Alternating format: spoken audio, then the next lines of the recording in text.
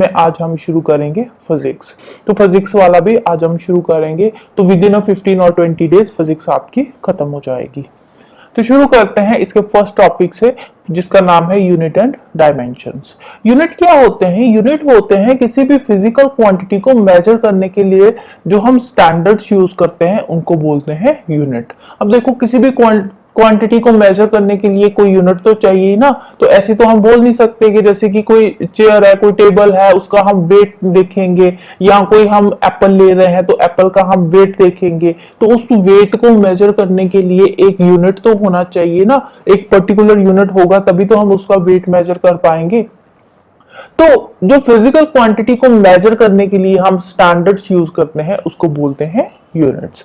अब यूनिट के कुछ कैरेक्टरिस्टिक्स होते हैं, लाइक यूनिट वेल डिफाइंड होने चाहिए, रिप्रोड्यूस करने इजी होने चाहिए, कंपेयर करना इनको इजी होना चाहिए। अब देखो, हर एक चीज के अलग अलग यूनिट्स होते हैं, ठीक है। जैसे कि कोई लिक्विड चीज है तो लिक्विड के यूनिट्स क्या होंगे, उसको हम लीटर में देखते हैं। कोई सॉलिड चीज है उसको हम केजी में देखते हैं। अब देखो, लिक्विड को अगर हम केजी में मेजर करेंगे तो उसका जो लिक्विड का है वो अलग अलग रहेगा वेट, ठीक है। तो लीटर में अगर हम लिक्विड को लेंगे तो लीटर में लिक्विड हर जगह सेम रहेगा, ठीक है। सेम सॉलिड में है, सॉलिड को हम लीटर में मेजर नहीं कर सकते। सॉलिड को अगर हम लीटर में मेजर करेंगे तो वो उसका जो वेट आएगा वो सेम नहीं रहेगा, ठीक है। तो इनको कंपेयर करना भी इजी होना चाहिए।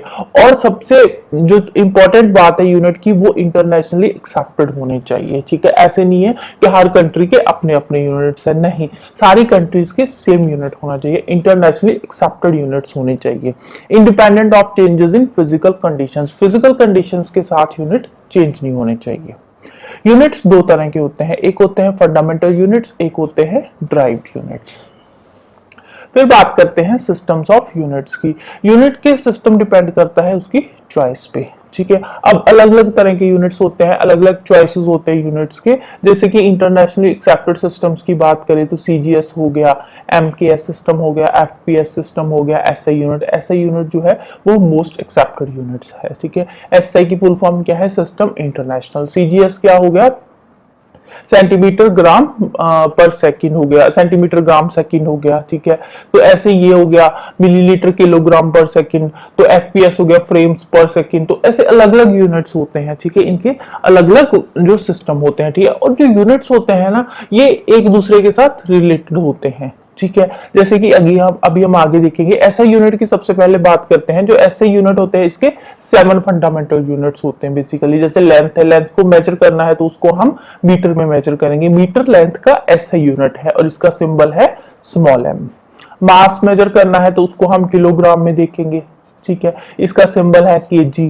टाइम को मेजर करना है तो सेकंड में देखेंगे, इसका सिंबल है एस, ठीक है। तो अलग अलग यूनिट्स होते हैं। ऐसे नहीं है कि आप टाइम का यूनिट मीटर ले लोगे या मास का यूनिट सेकंड ले लोगे, ऐसे नहीं होता, ठीक है। जो यूनिट्स होते हैं एक पर्टिकुलर फिजिकल क्वांटिटी का एसआई यूनिट एक अलग यूनिट होता है, ठीक है। जैसे इलेक्ट्रिक करंट है, इसको एम्पियर में मेजर करते हैं और इसका सिंबल है कैपिटल ए। टेम्परेचर को मेजर करते हैं केल्विन में और इसका सिंबल है कैपिटल ए। ल्यूमिनस इंटेंसिटी का कैंडेला हो गया और इसका सिंबल है CD. Amount of substance measure करनी है तो इसका ऐसे यूनिट है मोल और इसका सिंबल हो गया एमओएल।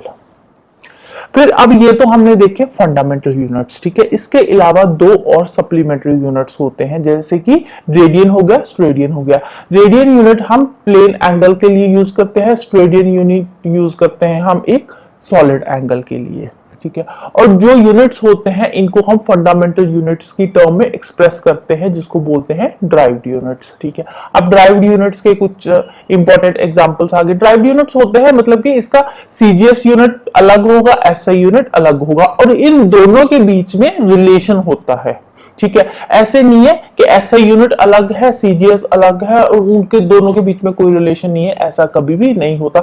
इवन के जो हम लोकल यूनिट्स भी यूज करते हैं लोकल लैंग्वेज में, अगर हम लेमन लैंग्वेज में यूनिट्स की बात करें तो लेमन लैंग्वेज में भी जो हम डेली का जो हम यूज करते हैं, बातें करते हैं, तो उनकी भी डेरिवेशन आगे होती है।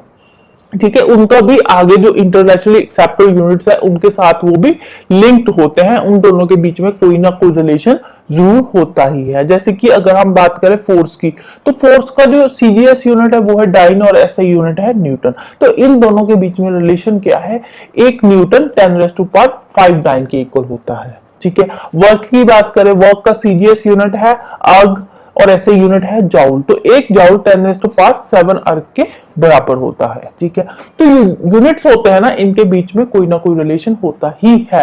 फॉर एग्जांपल अगर हम करेंसी की बात करें, तो हर एक कंट्री की जो करेंसी है तो अलग अलग, नो डाउट अलग अलग कंट्री की अलग अलग करेंसी है, बट उनके बीच में रिलेशन जरूर रहता है। ऐसे नहीं है कि कोई इंडिया का बंदा किसी फॉरेन कंट्री में घूमने के लिए गया, फॉर एग्जाम्पल वो किसी यूरोपियन कंट्री में गया, वहां पे यूरो चलता है, फ्रांस में चला गया, जर्मनी में कहीं भी चला गया, ठीक है, वहां पे जिस कंट्री में गया वहां पे यूरो चल रहा है। ठीक है, अब जो यूरो की वैल्यू है ना वो रुपीज में एक्सप्रेस होती है और रुपये की वैल्यू यूरो में होती है। ठीक है, सपोज आज की डेट में यूरो अराउंड 100 के आसपास चल रहा है, एग्जैक्टली मुझे नहीं पता, तो वहां पे जाकर हम अपने रुपये को यूरो में कन्वर्ट कर सकते हैं। ठीक है, ऐसे नहीं है कि रुपये का यूरो के साथ कोई लेना देना नहीं होगा।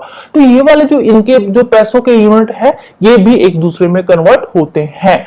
वैसे इनका पैसों का फिजिक्स के साथ कोई लेना देना नहीं है, जस्ट आपको समझाने के लिए मैंने ये एग्जांपल दी है। ठीक है, तो वैसे ये वाले जो यूनिट है एक दूसरे के साथ इनका रिलेशन रहता है, कोई ना कोई रिलेशन होता है। जैसे अभी हमने न्यूटन डाइन का देखा, जाउल अर्ग का देखा, तो इन दोनों के बीच में कोई ना कोई रिलेशन होता ही है। एक न्यूटन में कितने डाइन होंगे या एक जाउल में कितने अर्ग होंगे, तो ये आपस में सीजीएस और एसआई यूनिट भी रिलेटेड होते हैं। फिर बात करते हैं डायमेंशन की। फिजिकल क्वांटिटी के डायमेंशंस होते हैं, अलग अलग डायमेंशंस होते हैं। सपोज हमने एक बॉक्स ले लिया, ठीक है, बॉक्स के भी हम डायमेंशंस देखेंगे। कैसे देखेंगे हम, उसकी लेंथ देखेंगे, ब्रेड्थ देखेंगे, हाइट देखेंगे। अब ये जो लेंथ ब्रेड्थ हाइट है ये क्या है, ये उस बॉक्स के डायमेंशंस है। ठीक है, और यहाँ पे मोमेंटम के डायमेंशंस दे रखे हैं, डायमेंशनल फॉर्मूला मोमेंटम का MLT इनवर्स ये मोमेंटम का है। ठीक है, तो ऐसे जो डायमेंशंस होते हैं वो किसी भी फिजिकल क्वांटिटी के अलग अलग डायमेंशंस होते हैं। फिर बात करते हैं मोशन की। मोशन में आती है एक स्केलर क्वांटिटीज, एक आती है वेक्टर क्वांटिटीज। अब ये दोनों क्या है, सिर्फ स्केलर क्वांटिटी कोई भी फिजिकल क्वांटिटी जिसका मैग्नीट्यूड होता है, सिर्फ और सिर्फ मैग्नीट्यूड होता है, उसकी कोई डायरेक्शन नहीं होती, उसको हम बोलते हैं स्केलर क्वांटिटी। फॉर एग्जांपल मास हो गया, स्पीड होगा, volume, work, time, power, energy, ये सब क्या है, ये स्केलर क्वांटिटीज है। इनका सिर्फ और सिर्फ मैग्नीट्यूड है, इनकी कोई डायरेक्शन नहीं होती। ठीक है, मास है, स्पीड है, तो स्पीड की कोई डायरेक्शन नहीं है। मास की, वॉल्यूम की क्या कोई डायरेक्शन होती है, नहीं होती है। ठीक है, स्पीड किसी भी डायरेक्शन में स्पीड जा सकती है, कोई फिक्स डायरेक्शन नहीं है इसकी। ठीक है, तो वो क्या है, स्केलर क्वांटिटी, सिर्फ मैग्नीट्यूड है, डायरेक्शन कोई नहीं है। वेक्टर क्वांटिटीज कौन सी होती है, वेक्टर क्वांटिटीज वो फिजिकल क्वांटिटीज होती है जिनका मैग्नीट्यूड भी होता है और डायरेक्शन भी होती है, और साथ ही साथ वो ट्रायंगल लॉ को भी ओबे करती है, वो क्वांटिटीज वेक्टर क्वांटिटीज होती है। ठीक है, इनकी एक पर्टिकुलर डायरेक्शन होगी। ट्रायंगल लॉ क्या होता है, अगर हम सिंपल लैंग्वेज में बात करें तो ट्रायंगल लॉ वो होता है जिसमें कोई भी ऑब्जेक्ट जिसको दो साइडों पे फोर्स लग रही है, ठीक है, तो वो ट्रायंगल लॉ होता है। तो वेक्टर क्वांटिटीज का मैग्नीट्यूड होगा, डायरेक्शन होगा, और वो ट्रायंगल लॉ को ओबे करेगी। ये तीन चीजें आती है वेक्टर में। स्केलर में सिर्फ मैग्नीट्यूड होना चाहिए और किसी चीज से कोई लेना देना नहीं है। तो वेक्टर क्वांटिटीज की एग्जांपल देख लेते हैं। डिस्प्लेसमेंट हो गया, वेलोसिटी हो गया, एक्सेलरेशन हो गया। अब ये सारी टर्म्स क्या है, ये हम अभी इनकी डेफिनेशंस करेंगे। ठीक है, तो इनकी क्या है, इनकी एक पर्टिकुलर डायरेक्शन होती है। ठीक है, और ट्रायंगल लॉ भी ओबे करते हैं, तो ये क्या है, ये एक वेक्टर क्वांटिटीज है। अब जो इलेक्ट्रिक करंट है, इलेक्ट्रिक करंट की डायरेक्शन होती है। ठीक है, करंट जो है वो एक पर्टिकुलर डायरेक्शन में बहता है, बट ये वेक्टर क्वांटिटी नहीं है। क्यों वेक्टर क्वांटिटी नहीं है, ये एक स्केलर क्वांटिटी है। वेक्टर क्यों नहीं है, क्योंकि ये ट्रायंगल लॉ को ओबे नहीं करता, तो इसीलिए इलेक्ट्रिक करंट है वो वेक्टर क्वांटिटी नहीं है। फिर बात आती है movement of inertia, refractive index, stress, ये सारी क्या है, ये टेंसर क्वांटिटीज है। टेंसर क्वांटिटीज कौन सी होती है, टेंसर क्वांटिटीज वो क्वांटिटीज होती है जो ना तो स्केलर होती है ना ही वेक्टर होती है, वो टेंसर क्वांटिटीज में आ जाती है। राइट, फिर नेक्स्ट बात करते हैं दो तीन डेफिनेशंस की, छोटी छोटी डेफिनेशन है, जैसे डिस्टेंस हो गया, डिस्प्लेसमेंट, स्पीड, वेलोसिटी, तो इनकी हम डेफिनेशन देखते हैं। डिस्टेंस और डिस्प्लेसमेंट इन दोनों को हम एक साथ पढ़ेंगे। डिस्टेंस क्या होता है, डिस्टेंस होता है actual path covered by a moving object. ठीक है, जैसे कि कोई भी मूविंग ऑब्जेक्ट है, यहां से चला, ये है ए पॉइंट है, तो ए पॉइंट से चला, इधर गया, फिर इधर गया, इधर गया, तो ऐसे ही नीचे फिर आ गया, फिर आ गया, फिर आ गया, और यहाँ पे बी पॉइंट है और यहाँ बी पॉइंट पे पहुंच गया। ठीक है, तो ये क्या है, इसने ये वाला जो डिस्टेंस ट्रेवल करा है, ये इसका डिस्टेंस है। ठीक है, एक्चुअल डिस्टेंस इसने जो ट्रेवल करा है इन अ गिवन टाइम इंटरवल। तो डिस्प्लेसमेंट क्या है, डिस्प्लेसमेंट होती है शॉर्टेस्ट डिस्टेंस। अब देखो, अब ये वाला जो ए है, ए वाला पर्सन है, वो बी पॉइंट पे पहुंचा। ठीक है, अब जहां जहां से होकर ये पहुंचा, तो वो क्या है, इसका डिस्टेंस है। और डिस्प्लेसमेंट क्या हो जाएगी, डिस्प्लेसमेंट हो जाएगी शॉर्टेस्ट डिस्टेंस। ठीक है, ए से सीधा अगर बी पे पहुंचना है तो हम सीधा भी तो जा सकते हैं ना, या गलियों में घूमने की क्या जरूरत है। तो जो हम गलियों में घूम कर गए हैं वो है हमारा डिस्टेंस। जो हम सीधा डिस्टेंस जाता है ए से बी तक का शॉर्टेस्ट डिस्टेंस है, वो है इसकी डिस्प्लेसमेंट। ठीक है, तो distance length of actual path covered by a moving object in A given time interval. Displacement क्या है, shortest distance covered by a body in a definite direction is called displacement. अब एक फिक्स डायरेक्शन में जा रही है ना, इसमें डायरेक्शन चेंज नहीं होती डिस्प्लेसमेंट में। एक डेफिनाइट डायरेक्शन में जो शॉर्टेस्ट डिस्टेंस कवर कर रही है बॉडी, उसको बोलते हैं डिस्प्लेसमेंट। तो डिस्टेंस क्या होगा, डिस्टेंस स्केलर क्वांटिटी होगी, क्योंकि इसका कोई डायरेक्शन नहीं है, डायरेक्शन इसकी चेंज हो रही है। तो डिस्प्लेसमेंट हो गई वेक्टर क्वांटिटी, क्योंकि जो डिस्प्लेसमेंट है उसकी एक पर्टिकुलर डायरेक्शन है, और इनके दोनों के सेम यूनिट्स होते हैं मीटर। जो डिस्प्लेसमेंट है वो पॉजिटिव भी हो सकती है, नेगेटिव भी हो सकती है, और जीरो भी हो सकती है, बट जो डिस्टेंस है वो हमेशा पॉजिटिव ही रहता है। अब देखो, कोई यहां से पर्सन है, कोई यहां से चला और ऐसे घूम फिर के वो फिर से सेम पॉइंट पे आ गया। ठीक है, तो इस केस में फिर डिस्प्लेसमेंट क्या हो जाएगी, डिस्प्लेसमेंट जीरो हो जाएगी। ठीक है, तो डिस्प्लेसमेंट जीरो हो जाएगी, बट डिस्टेंस इसका अलग होगा, डिस्टेंस जीरो नहीं होगा। तो जो मैग्नीट्यूड ऑफ डिस्प्लेसमेंट है, डिस्प्लेसमेंट हमेशा डिस्टेंस से कम होगा या फिर डिस्टेंस के इक्वल होगा। ठीक है, अगर सपोज कोई पर्सन है ए से यहाँ बी पॉइंट तक जा रहा है, वो सीधे ही चला गया, ठीक है, तो उसने कोई घुमा फिरा ही नहीं है, सीधा चला गया, तो उस केस में डिस्टेंस और डिस्प्लेसमेंट दोनों इक्वल हो जाएंगे।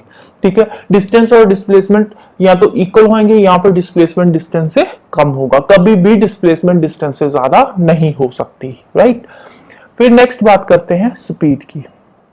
स्पीड क्या होता है, एक टाइम इंटरवल में जो मूविंग ऑब्जेक्ट डिस्टेंस ट्रेवल कर रहा है। ठीक है, distance travelled by moving object in a unit time interval. ठीक है, एक पर्टिकुलर टाइम में जितना डिस्टेंस ट्रेवल किया है किसी मूविंग ऑब्जेक्ट ने, उसको बोलते हैं उस ऑब्जेक्ट की स्पीड। तो स्पीड का फॉर्मूला क्या हो गया, डिस्टेंस अपॉन टाइम। ठीक है, कितना उसने डिस्टेंस ट्रेवल किया और कितने टाइम में करा, वो उस ऑब्जेक्ट की स्पीड हो गई। तो स्केलर क्वांटिटी है स्पीड, अगेन एक स्केलर क्वांटिटी है, और इसके एसआई यूनिट क्या है, मीटर पर सेकेंड।